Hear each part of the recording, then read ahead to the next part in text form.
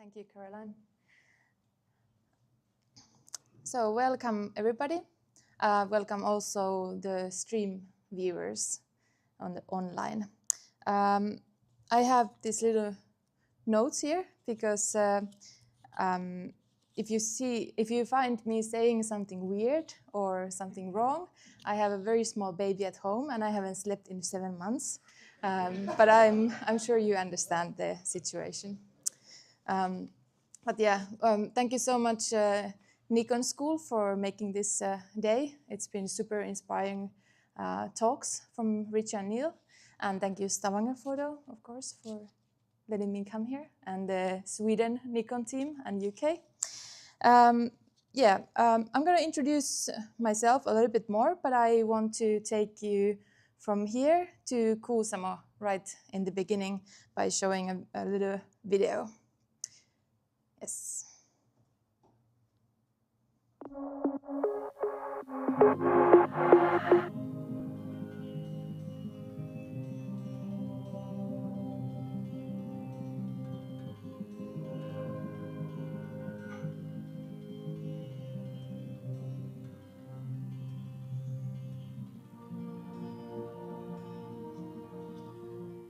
This is Kuusamo, a place in Finland where we have over 4,000 lakes and where the sun doesn't set in midsummer.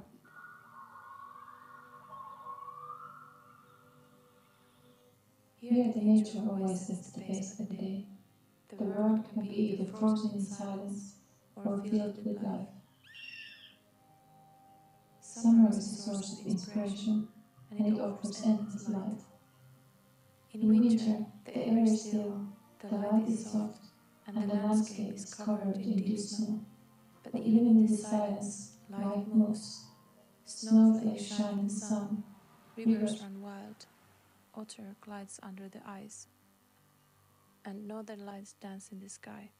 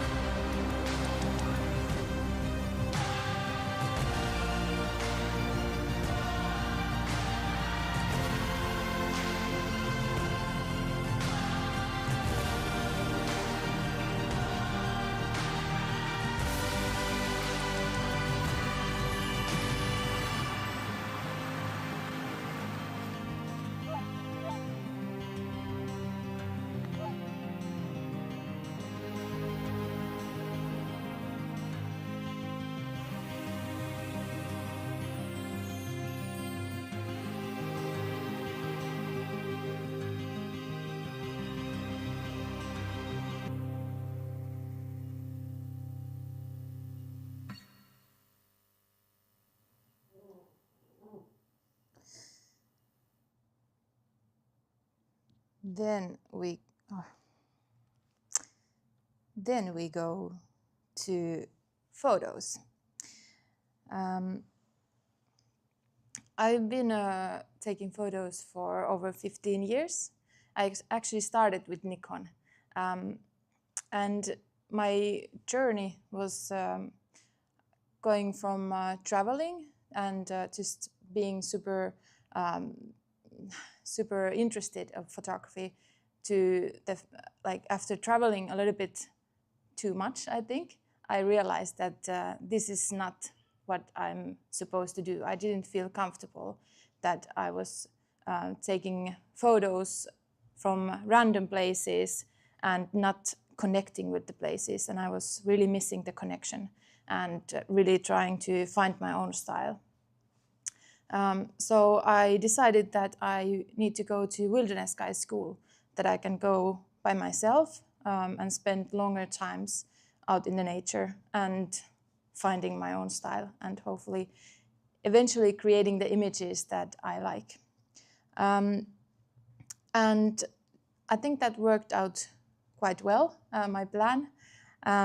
After spending the time the whole year out in the nature, and we spent so many nights camping and waking up at 4 a.m. and seeing the fog, and I realized that this is where I need to be, and this is where I need to find my own landscapes and own experiences. And I've always enjoyed going by myself. Everywhere I traveled and went, I really like to have my own mindset and my own pace. Because sometimes when you're traveling with a company and they don't like to take photos, you know what happens. Then we just go and go, and you never have the time to actually stop and see the situation. So 6 years ago, we realized that we're spending more time up in the north, and we decided to move to Kuusamo. I'm originally close from here, so I was kind of moving back to my roots, or close to my roots.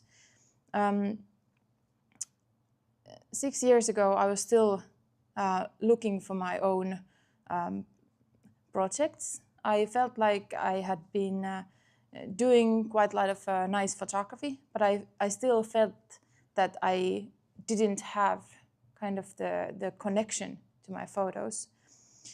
So we moved here and we built a house by the lake, and that was my dream. That was my big dream, to be able to take the photos, like just going outside from your door and seeing what's happening next to your house, like what kind of wildlife lives there and how they're living, and learning about them, and seeing all the forests next to it. And after the first year, I felt still a little bit empty, because I was so tired from the building project that I was seeing the wildlife, but I couldn't lift up my camera because I was just too tired. And the next year, I realized that was actually better that I didn't start taking the photos, because I learned so much more. And year after year, I've been learning more, and it became a passion project to save all the images and save all the stories that we experience here. And the latest story is actually quite interesting, as our new neighbors, we call them neighbors even though we have 1 kilometer distance, they have heard it's a bubo bubo. You have that there as well. What is it in Norwegian? Yes.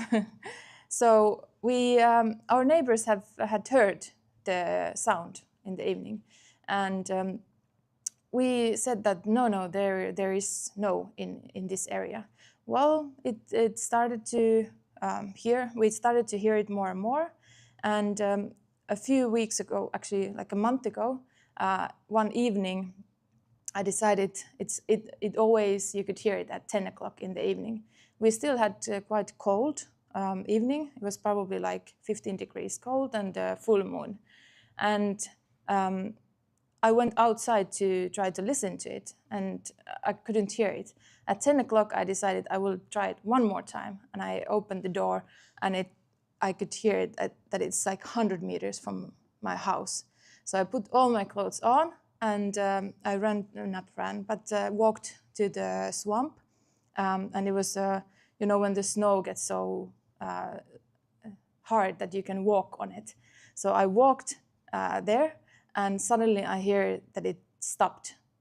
So I was looking around me, and you couldn't hear anything, and then it apparently flew closer to us, and suddenly you could hear it right next to us doing the sound. And there was also a female a little bit closer, a little bit more far away. So I was with my neighbor in the swamp for 1 hour. We were watching the northern lights and listening the buvo buvo in our swamp. And they haven't been nesting in our area for 16 years. And there is no sights at all. So it was pretty, we were pretty happy to see that. I think the screen is actually making the photos a little bit too sharp. I didn't realize it first, but because Neil and Richie were talking about sharpness, so my my photos are very, very soft, but in this screen they are a bit more sharp, you see. So my passion project to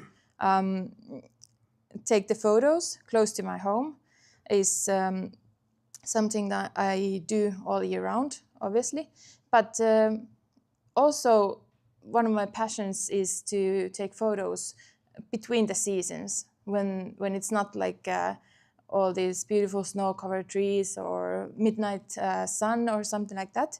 I actually really enjoy October and November, when most people think that you can just put the camera away and wait for the winter.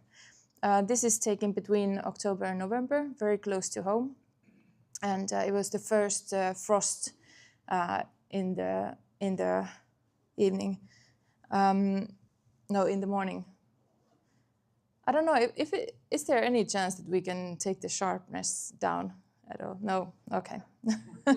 Because we tried to, we tried to check everything, but I didn't realize that it's a little bit too sharp.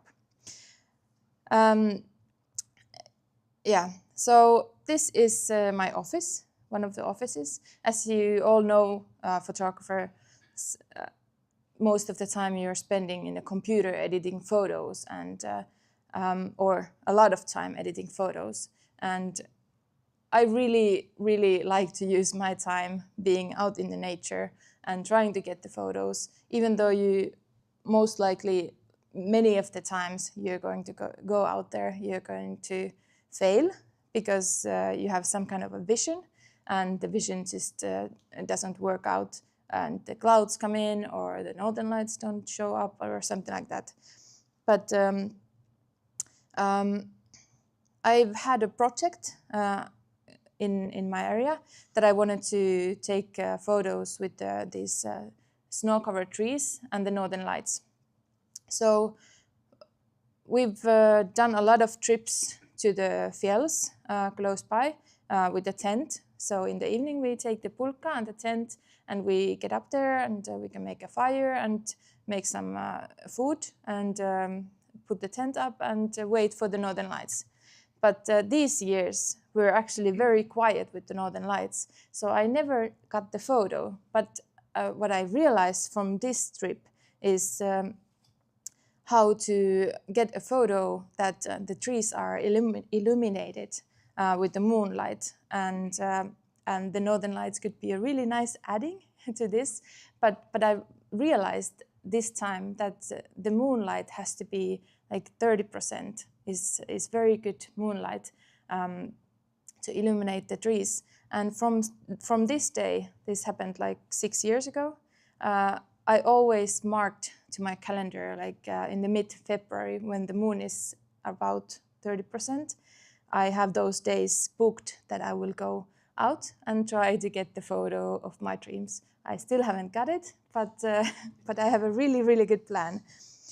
So this year and last year, when we do have a crazy northern lights, I was pregnant, and this happened in September, and this was actually the date that our daughter was supposed to get born. But I think she knew that I wanted to take some northern lights photos, so she was happily in my stomach still, and I could see a couple of extra beautiful northern light shows.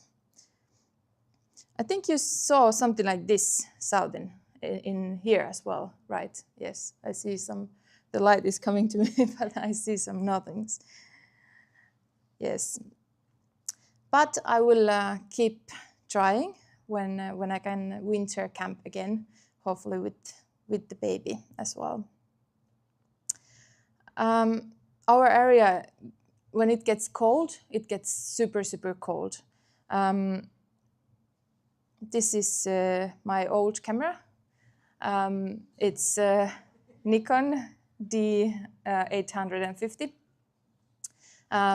After a night taking a time lapse in very cold weather. So after this, I have started, this was because I had my old camera, so probably like 10 years ago. After this, I started to use the heater, a lens heater, and have it on a little back, like a USB charger. And then after that, this doesn't really happen when I'm taking the time lapses, but yes, good tricks. This place is probably, if you know anything from our area, you probably know this place. It's a national park called Reise National Park. It's very, very famous among photographers, and this is about 30 minutes from my home. So the reason we live there, where we live, is that I want to be close to the places when the weather gets right. I don't want to drive far away and hike far away. I want to be there to experience it, because these days that are like minus 30 degrees down in the valley, and then you go a little bit higher, and you get to minus 20 degrees and no wind, and it's like a perfect conditions and a perfect light, and it's super nice to be out there. But every time if you just travel and stay like 2 days, it's very, very low chances that you see something like this, because it's for example, this is taken in December, which is probably the cloudiest month of the year. And when I see a place like this or a landscape like this, I always start to wonder, like, how can I make this image my image? Because there is like millions and millions of images from this place, and they can be anybody's images. So I rather, like, if I see a amazing, beautiful day, I probably come home with one photo that I'm happy with, rather than having a 2,000 photos that are just documenting the place. So I really like to use my time to be there in the place and try to think like what makes it my image, and usually it's the softness that I'm trying to look for. And of course, a cold day like this, there's fog that you're like above the fog, which is always quite cool. And these are January photos. This winter, we didn't get these trees at all, which is quite shocking. It was so warm until like December, or almost until the end of the year. And then it rained a lot, like water, like pouring raining. So we didn't get enough snow, and when we got snow, the wind came and shook it away. And last week, the snow eventually came, and we got 45 centimeters in one day. So there is quite a lot of snow at the moment.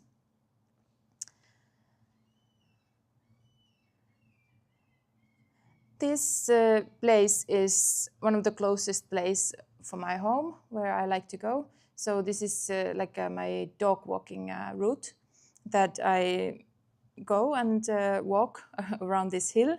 And when it's a beautiful weather, it looks quite amazing. So we have my dog has these shoes and a jacket that she can wait when I take the photos. This is also my dog walking route. So it's something that I really appreciate with photography, that I, like, after all these years that I've been photographing in the place that I know, like, if there is a good sunset coming or sunrise coming, I've learned like where I should actually go. Like, is that the hill, or this is the hill, or is it the river where I want to go? Because I think it's quite challenging when you go to a place that you don't know how the weather is acting, and how typical place for fog, like what kind of place can have a fog or sunset or sunrise. So a little bit wildlife. We have ptarmigans that live close to our house. These photos are actually taken a little bit farther up north, because last winter I found bones and inside of ptarmigan, unfortunately, and we haven't seen the ptarmigan since that. But hopefully another pair will return. But these photos are taken a little bit more up north. We have owls. We talked with somebody about the owls, that last year how many owls people saw. Probably all the bird photographers saw an owl last year. Who saw an owl last year?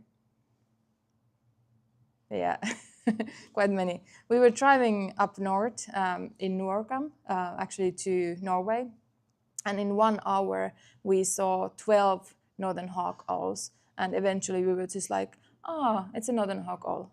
It's a northern hawk owl. There was no other birds than northern hawk owls, and yes, it was quite nice to see them, that many, but obviously it didn't end up well, because this year we don't have that many.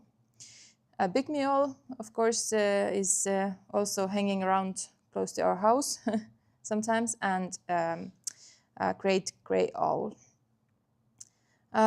This is one of my top places where I also like to go when there is quite cold weather. We have dippers there.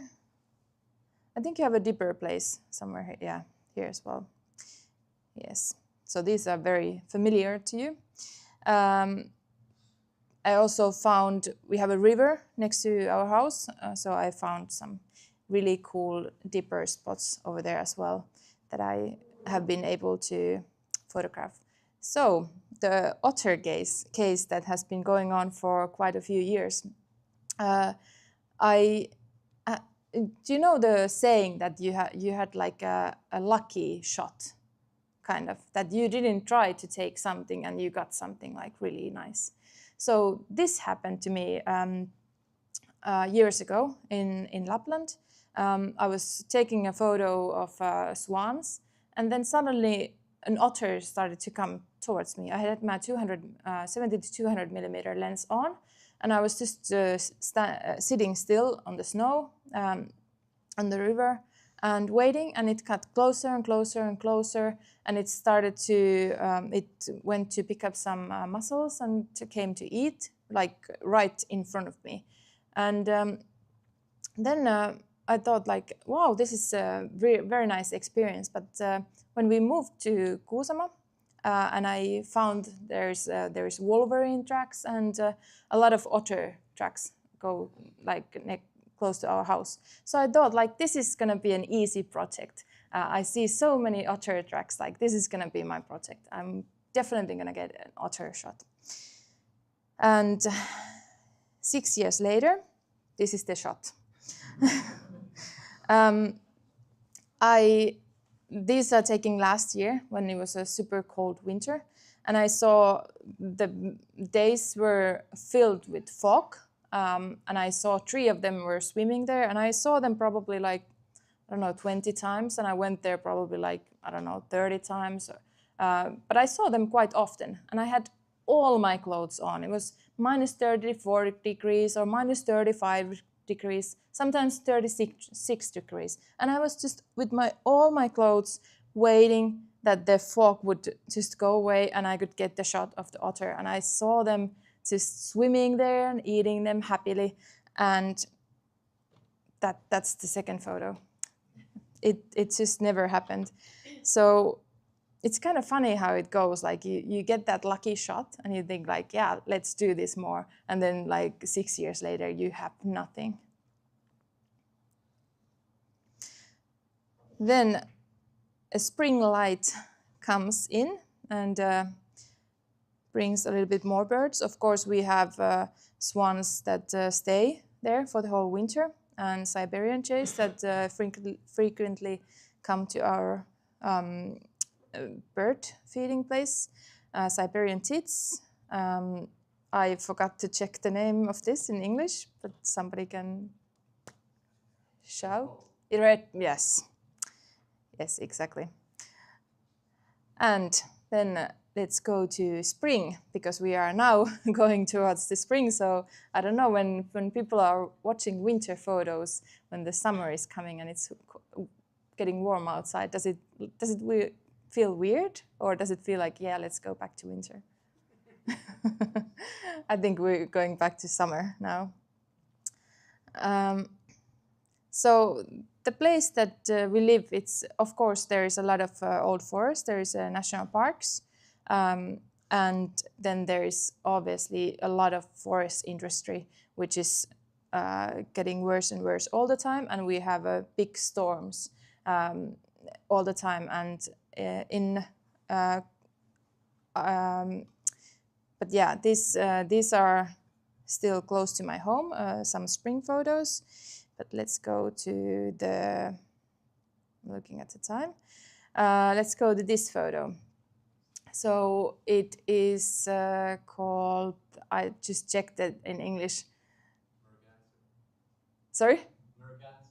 In Norwegian. Okay, not gonna try that. Yes, so while we were starting the building project, I saw all these. We have 25 meters to the lake from our living room windows. So I was sitting there and watching them at night when they were all climbing up to the mother's back, and the sky was like fully red and the lake was fully red, and it was just great, like how crazy it looked like. And I had my camera and my 400mm lens in the ground next to me, and I was just thinking like I can't even lift it up and go to the beach because I was so tired. But the next year and the years after that, I've started to get to know these beautiful birds, and every time I go to swim, I take my camera to the pier, because when I go to swim, they decide to go next to me. So I take my camera to the water with me and take a few photos, and then I can go to swim. It's been quite nice to follow their year. What I should have done is to write all these birds in English. But loon, yes, loon. So we have a lot of, one more thing about these birds is actually in autumn. One autumn that I was at home and I was thinking like, what is going on in the lake? And I saw like 100 of these coming from another direction. And I was thinking like, what is going on? Like, I've never seen this, I never read about this, I never heard about this. And I found out it's like a fishing ritual in autumn that they do, that they make like a net, kind of, and they go and chase the fish to one place.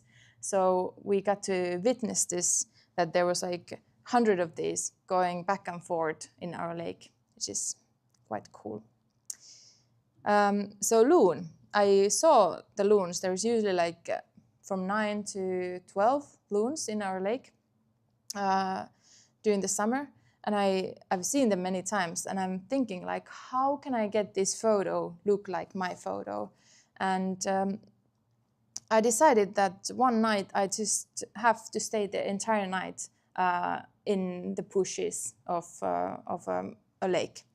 So I went there and I saw this, the first sight. The sun was setting, and they were just swimming somewhere. And I thought, like, yeah, this is quite nice, but still not completely like my style, what I'm looking for. And then about 3 hours later, and 1 million mosquito bites later, because I didn't have mosquito spray or any nets or anything, because I was just so eager to sit there. And I thought that maybe the mosquitoes don't noticed me, but they did. They came very close to me, and they were swimming by, and I got fog in the background, and it was just the moment that you realize that this is why we built the house here, and this is what I can actually do. I can come up here during the night, spend the night without sleep, of course, but observe the wildlife next to our house. And this is exactly what I want to do with the landscape photography, obviously.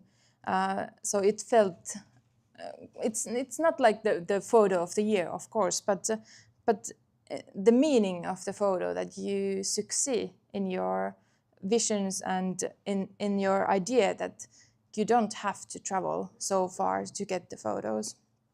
And the swans are also there. They were also there for the night. My passion project, forests, these are all taken from protected forests. National Park of Oulanka. There's a lot of foggy days up there. So during all these years, I've tried to learn to read the forecast in a way that if there's like a river bench like this, that how much you actually have to have wind to get not too much fog in this place, because most of the time you wake up at 3 o'clock at night at home, and you drive like 1 hour, and then you walk 1 hour more, and you come to the place, and you realize that it's too much fog, or that there is no fog at all, or there is a little tiny, that tiny cloud that comes sometimes in front of the sun, that there's like no clouds at all, and there's the tiny little cloud. So that happens a lot. But yeah, this is actually taking last summer or last autumn. Yeah, I don't think I will ever get tired of this place. But also with this place,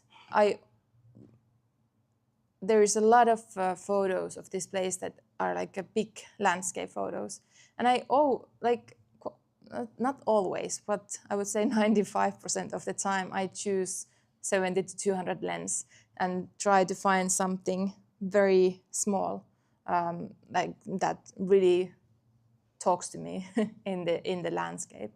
I find it super hard to take the entire landscape because it just has too much stuff for me. So I really like minimalistic images.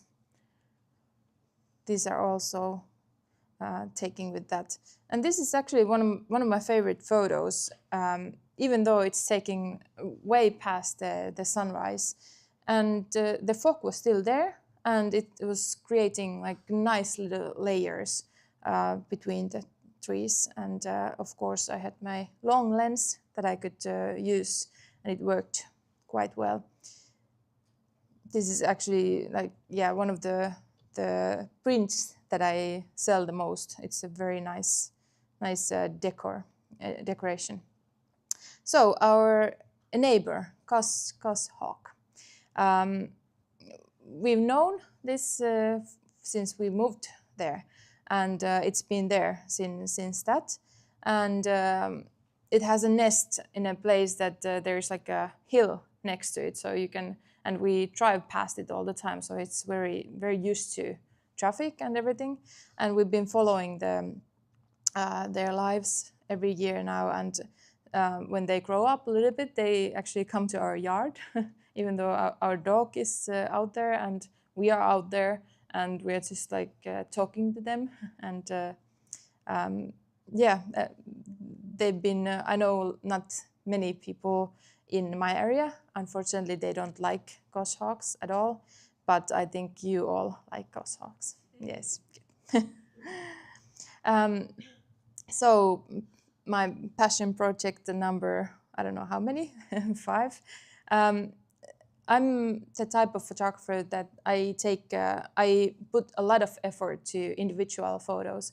I have a list of places that I've noticed or seen, like during a dog walking route, or just found it from the map that, wow, this looks something that I should check it out. And sometimes it takes like 5 years to complete the photo, but sometimes it's, of course, faster. But it's individual photos. And then one day I started to think like that I want to build more projects. And I realized that after we moved to this place, I've been actually making projects like this one. It's the same place, and I've been taking photos different seasons of the year. I have hundreds and hundreds photos, different type of photos of this place. And it became like, I became obsessed that I want to continue this project, to build like a longer series, how different one place can actually be, and how you see a photo and you think like, wow, I want to get that similar photo, but you will never actually succeed in it because it always looks something different, even though the time of the year would be same and the fog would be similar amount, it will still look different. So that's what I really enjoy in photography, because you can never repeat a photo. This is also an early autumn day in a place that I found from the map, which I really enjoy looking at maps. And just the timing was just perfect, that there was right amount of fog over there. It's a huge lake that goes all the way to the Russia, and it became one of my new favorite photos, just because the situation was, I had been looking at this place for 2 years, I think. And then when I felt like the time is right, it was an autumn morning, and I noticed that there is no wind and it got pretty cold. And I went to the place and I succeeded. And just the photo just made it stronger and stronger that the vision that I have is something that I really enjoy when I actually succeed in the visions. These are also autumn images, backyard autumn images, and this is a little bit farther up north, but the photo that is taking, I don't know, maybe almost 10 years ago, when we were walking, and luckily my friend has an Irish setter, and she was very young. She couldn't tell about any birds yet, or we thought that she couldn't tell. And suddenly she just stopped. She wouldn't move. She was just sitting there and she wouldn't move. And me and my friend were like, what are you doing? Like, what's going on? Like, are you feeling bad? And then we were sitting there and looking around, was standing there and looking around, and suddenly we saw these ptarmigans in the forest, and she told us that they're there. So it's quite good to have dogs with you sometimes. And this is the last photo of the presentation, because it's actually the photo that I had in my mind for 4 years before getting the shot. And this is the famous like a river bend that a lot of people go to take photos on the opposite. And back then I thought like I want to find something different. Like I want to have a different angle, different views. And I was looking at the map, and I found a route that goes to another place. And I came up here and I realized that, yes, this is the place that I want to take a photo, and I want to have an autumn photo with autumn leaves and right amount of fog and everything. So I tried to do it every autumn since that. And the last autumn, I came up here. It was a super windy day, and it was -degrees, so the leaves were just going to drop. And I came up here and I realized like this is the moment, and there was just a little tiny peak in the clouds that the sun came through, and I got this photo, and 2 minutes after that the wind blew all the leaves away. Thank you.